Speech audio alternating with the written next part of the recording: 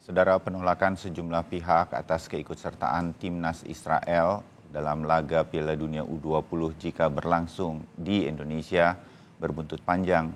Indonesia akhirnya dibatalkan menjadi tuan rumah ajang bergengsi tersebut oleh organisasi sepak bola dunia FIFA sebagai pemilik event. Dalam sekejap, keputusan ini membuat mimpi anak-anak bangsa, terutama timnas U20 yang sudah berlatih selama kurang lebih 2 tahun, harus buyar karena penolakan yang beralasan politis. Lalu haruskah sebenarnya olahraga seperti sepak bola di Indonesia dicampur aduk dengan politik? Kita akan bahas soal ini bersama sejumlah narasumber. Ada pengamat sepak bola, wartawan senior olahraga, juga mantan pengurus PSSI, Yesayas Octavianus, juga ada Presiden Pasukan Supporter Paling Sejati atau Pasopati dari Persis Solo, Agus Warsup. Selamat pagi Mas Agus dan Bang Yesayas. Selamat pagi Mas Bayu. Ya. Saya luruskan dulu, saya bukan mantan pengurus PSSI karena tidak pernah ada di PSSI. Terima kasih. Oke, terima kasih untuk koreksinya Bung Yesayas. Dan hadir juga pengamat politik Mas Burhanuddin Muhtadi. Mas Burhan, selamat pagi. Pagi Bayu. Ya, Mas Burhan pagi ini pengamat politik dan sepak bola ya. Terima kasih. Saya ke Mas Agus dulu. Mas Agus, saya tahu semua organisasi supporter seperti Pasopati sudah saling berkomunikasi lah ya begitu. Berkaitan dengan Indonesia gagal menjadi tuan rumah. Boleh tahu apa tanggapannya dan kemudian apa yang kemudian diharapkan? Ini kan sudah selesai sebetulnya. Oh, udahlah Indonesia udah gagal kemudian. Apa yang diharapkan sebetulnya dari peristiwa ini? Mas Agus. Kalau kita dari supporter, harapannya sih ke depan pasti soal ban dari FIFA itu ya. Jadi harapannya nggak terlalu berat lah misal ada ban. Ya semoga aja nggak ada. Oke. Terus ya harapannya bisa jadi pelajaran sih untuk kita semua, untuk mungkin beberapa tokoh yang kemarin berstatement, karena sekali lagi sepak bola ada terusnya sendiri. Jadi ketika sudah seperti ini mungkin yang dirugikan sangat banyak pihak. Dan harapannya juga untuk teman-teman pemain, oke lah mungkin intinya tahun ini udah pupus, tapi harapannya jangan sampai mengubur mimpi itu, karena teman-teman harus terus semangat, jangan sampai putus asa, dan kita harapannya sepak bola kita dapat lebih baik lagi dari dapat pelajaran yang berharga atas peristiwa ini. Ya, Bang Yesayas, kegagalan Indonesia untuk menjadi tuan rumah ini yang bikin banyak, masih ada gitu kayak pertanyaan-pertanyaan ya, ada penasarannya begitu. Ini kan disiapkan jauh hari oleh pemerintah Indonesia, bahkan udah digadang-gadang. Pak Jokowi sendiri sudah semangat juga untuk Piala Dunia U20. Dan banyak tokoh juga sudah bersiap. Coba bayangkan begini, saya mau bayangkan ke pemirsa Sapa Indonesia juga. Juni 2022, itu semua tim sudah terlihat, termasuk timnas Israel. Indonesia masih nggak ada apa-apa tuh. Masih calon tuan rumah, nggak ada ribut-ribut. Begitu masuk di tahun 2023, ada isu-isu kami menolak timnas Israel. Baru kemudian ada lonjakan-lonjakan yang hitungannya sudah tinggal beberapa waktu lagi ke bulan Mei. Ya tinggal tersisa bulan April. Ini besok sudah April sebetulnya, dan tanggal 20 Mei itu kita sudah menyelenggarakan sebetulnya. Dan kita siap sebenarnya. Kita siap. Yang nggak siap itu dengan situasi-situasi politisnya. Makanya FIFA kan bilang kemudian kondisi terkini di Indonesia. Memang olahraga sebetulnya nggak bisa lepas-lepas juga dari situasi politis. Olimpiade, ada yang di-ban, apa dan segala macam. Nah, saya pengen dengar pendapat dari Bang Yesayas yang sejak awal juga kayaknya udah agak-agak tahu nih bakal ada masalah dengan penyelenggaraan Piala Dunia U20 karena Anda sudah muncul komentarnya di media-media online, saya baca beberapa waktu sebelum minggu-minggu ini. Di mana salahnya sehingga kemudian kita harus lebih sakit hati karena udah dekat-dekat eventnya baru kita jadi rame. Padahal ini kan sebetulnya bisa dilihat papan caturnya. Oh, Israel masuk. Oh, 2023 itu tahun politik, ada pemilu 2024. Itu semua bisa diprediksi sedemikian rupa. Bahkan ketika kita melamar menjadi tuan rumah Piala Dunia U20. Bung Yesayas. Ya, sebetulnya klimaksnya itu terjadi hari Rabu kemarin. Tanggal 29 ketika FIFA dalam press release-nya mengumumkan mencabut hak kita sebagai penyelenggara Piala Dunia U20. Saya juga sebetulnya tidak mau mundur ke belakang. Lebih elok lihat ke depan. Tetapi pertanyaan bahwa salahnya di mana? Nah, salah ini akumulasi by proses. Akumulasi dari kesalahan pihak Indonesia ataupun ya PSSI. FIFA sudah punya catatan hitam tentang sepak bola kita. Dan itu mulai dari tragedi Kanjuruhan, proses Kongres KLB kemarin, pemilihan ESCO di bulan Februari, juga sampai pada kondisi terkini seperti yang disinggung dalam press release-nya, yaitu infrastruktur stadion di 6 venue itu ada beberapa yang tidak memenuhi standar seperti yang diinginkan FIFA. Oh, oke. Dan yang berikut, triggernya itu adalah surat dari Pemda Bali yang ditujukan kepada Menpora. Dan dalam surat itu tertanggal 14 Maret, antara lain disebut bahwa Pemda Bali menolak kehadiran Israel di Bali. Dan itu menjelang drawing yang harusnya berlangsung hari ini ya? Iya, betul. Dan satu lagi soal drawing ini. Ada pertanyaan misteri yang belum terungkap dan ini yang menjadikan kita semua masyarakat awam bertanya-tanya. Siapa yang menentukan pembatalan drawing kemarin? Apakah FIFA atau memang ada inisiatif dari kita? Karena kalau FIFA ini institusi besar dan kredibilitasnya sudah teruji sama sekali. Kalau ada isu kemarin pembatalan drawing, apakah ada surat dari FIFA? Ternyata dalam pernyataan PSSI tidak disebut ada surat. Bahkan dikatakan surat FIFA tidak ada untuk membatalkan drawing. Nah, ini siapa yang melakukan inisiatif ini untuk? Jadi bisa jadi ada inisiatif dari Indonesia justru yang tidak mau. Iya, poinnya di sana. Nah, ini yang harus dibuka oleh pemerintah atau oleh PSSI.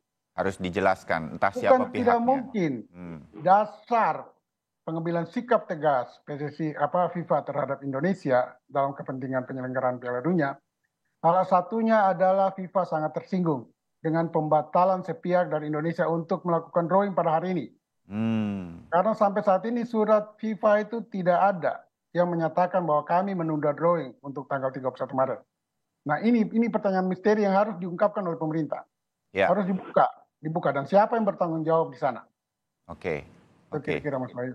Menarik karena saya jadi semacam membuka sesuatu lagi. Jangan-jangan kalau Bang Yesayas bilang Indonesia sengaja tidak mau drawing ini dilakukan, ini kan salah satu rangkaian penting event yang tidak boleh batal sebetulnya. Dan pasti kalau ini batal ini pasti mengganggu status tuan rumah kan soalnya. Betul.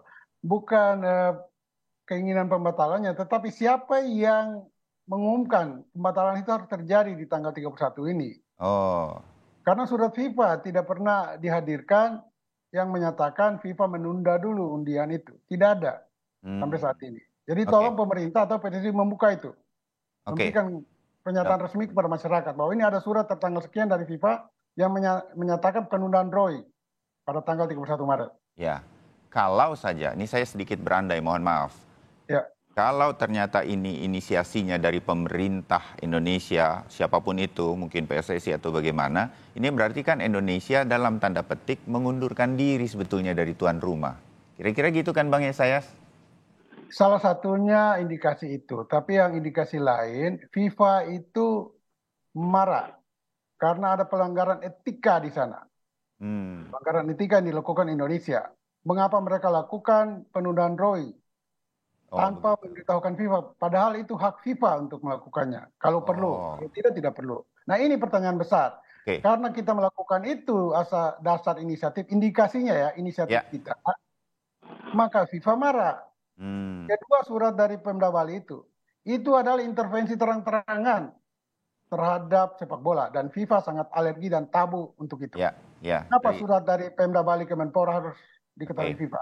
Dari BNSS kita jadi tahu SOP dari FIFA ini yang begitu ketat. Jadi ada ketersinggungan itu. Terima kasih BNSS. Jadi akumulasi dari berbagai masalah di sepak bola kita. Kita simpan untuk kita pertanyakan kepada berbagai pihak, mungkin PSSI dan juga pihak pemerintah. Mas Burhan, yang menarik nih, saya mau sedikit dari sisi politis ya. Begitu ada isu tidak boleh timnas Israel datang ke Indonesia di Piala Dunia U20 dari sekelompok pihak begitu. Bagi saya, memang agak cukup mengagetkan ketika kemudian muncul penolakan pertama dari Gubernur Bali. Wong Bali saya tahu sangat toleran terhadap berbagai hal keras termasuk SARA kok. Sholat Jumat kita dijagain sama warga di Bali. Malam Natal, perayaan di gereja kita dijaga dengan baik oleh warga Bali. Itu pulau salah satu paling toleran mungkin, bukan saja di Indonesia tetapi di dunia. Karena mereka tahu wisata, kedatangan wisatawan dalam berbagai event. Coba bayangkan, provinsi mana yang event internasionalnya paling banyak dilakukan? Bali pasti jawabannya. Tetapi kemudian menolak. Satu. Dan dari PDI Perjuangan. Yang lebih mengagetkan lagi, kalau boleh begitu, dan ini menjadi perbincangan, bahkan sampai sekarang kemudian jadi teman-teman pasti dari penggemar sepak bola juga jadi dalam tanda petik menyerang Pak Ganjar Pranowo. Pak Ganjar Pranowo juga ikut menolak sedemikian rupa. Ini kan jadi mengundang, ini benar nih tampaknya isu politisnya itu sangat begitu kental. Mas Burhan punya amatan juga kira-kira apa yang sebenarnya terjadi. Mas Burhan? Ya, begini Bayu ya. Jadi kalau kita lihat sejak Juli 2022 ada kepastian Israel lolos kualifikasi, itu baru bulan Agustus ya 2022 ada statement tetapi tidak begitu kencang dari sebagian kecil elit PDI Perjuangan yang menolak kehadiran Israel. Tapi suaranya sayup-sayup saja. Nah, yang menarik adalah kalau kita trace back statement Pak Wayan Koster itu sebelum Maret pertengahan 2023 itu menyatakan siap berkali-kali Bali sebagai tuan rumah Piala U20.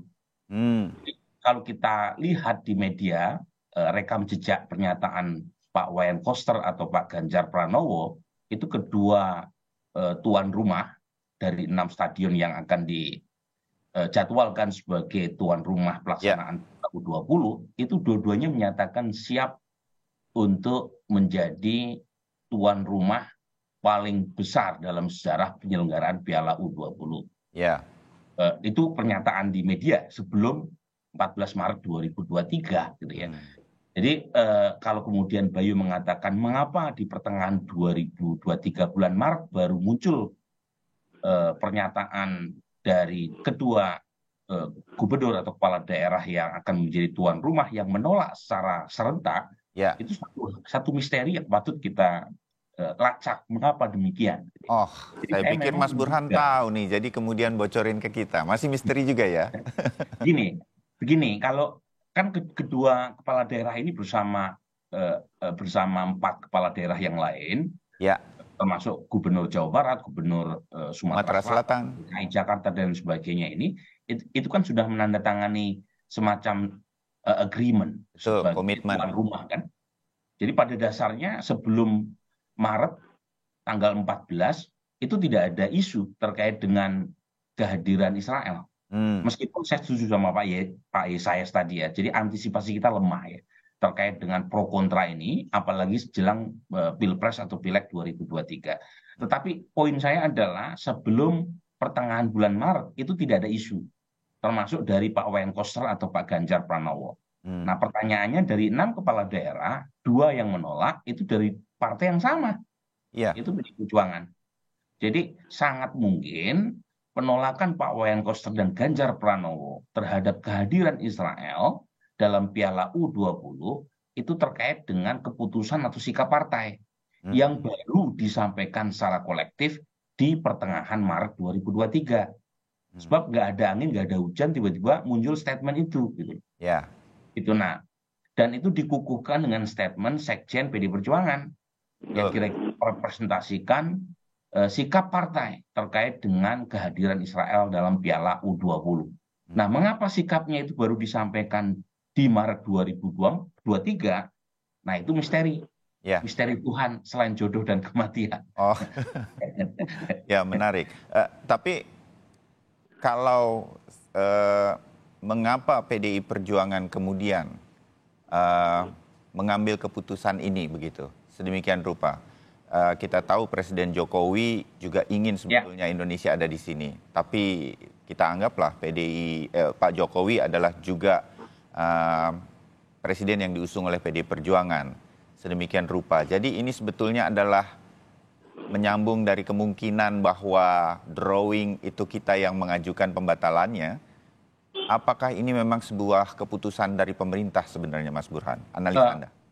Saya justru menangkap agak lain ya. Jadi menurut saya pemerintah Indonesia itu justru dalam posisi untuk tetap melaksanakan Piala U20. Statement Pak Jokowi yang sangat keras itu justru saya tangkap perbedaan nuansa antara Istana dan PDI Perjuangan.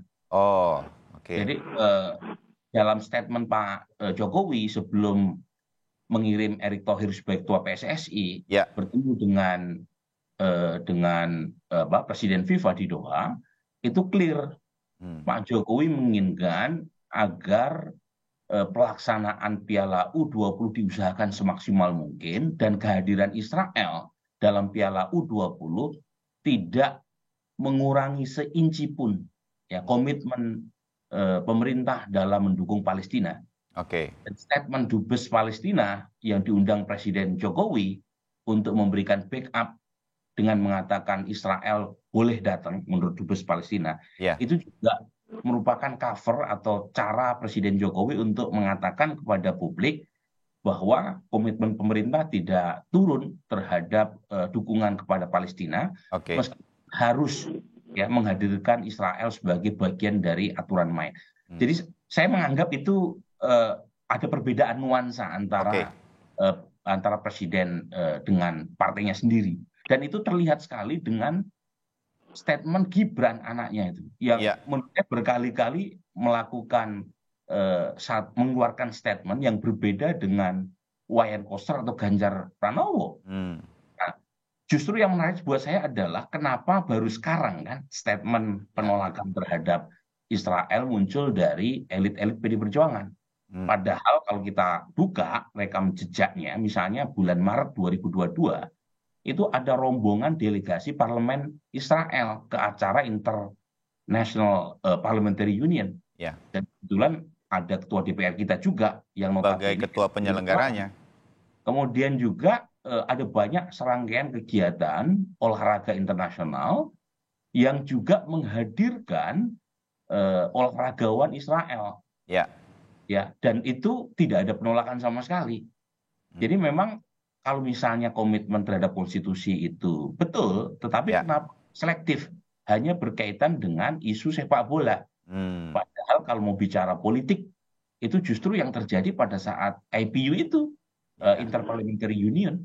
Karena mereka merepresentasikan kekuatan politik Israel dalam acara IPU yang digelar di Bali. Yang tuan rumahnya kebetulan Pak Wayan Koster juga, gitu loh. Jadi lagi-lagi ini sesuatu yang menurut saya baca sebagai miskalkulasi dari elit PDI Perjuangan ketika mengeluarkan statement menolak Israel dalam Piala U20 alih-alih menambah dukungan, terutama dari kelompok yang menolak Israel, yang terjadi justru bumerang. Nah, survei saya terakhir, survei saya bulan Mas Burhan, tanggal 22 sampai 27 Maret 2023. Mas Burhan, sebagian besar. Saya potong sedikit Mas Burhan. Hasil surveinya ditahan ya. Kita langsung sampaikan nanti usai kita jeda. Saya harus jeda sebentar. Mas Agus dan juga Bang Yesayas tetap bersama kami.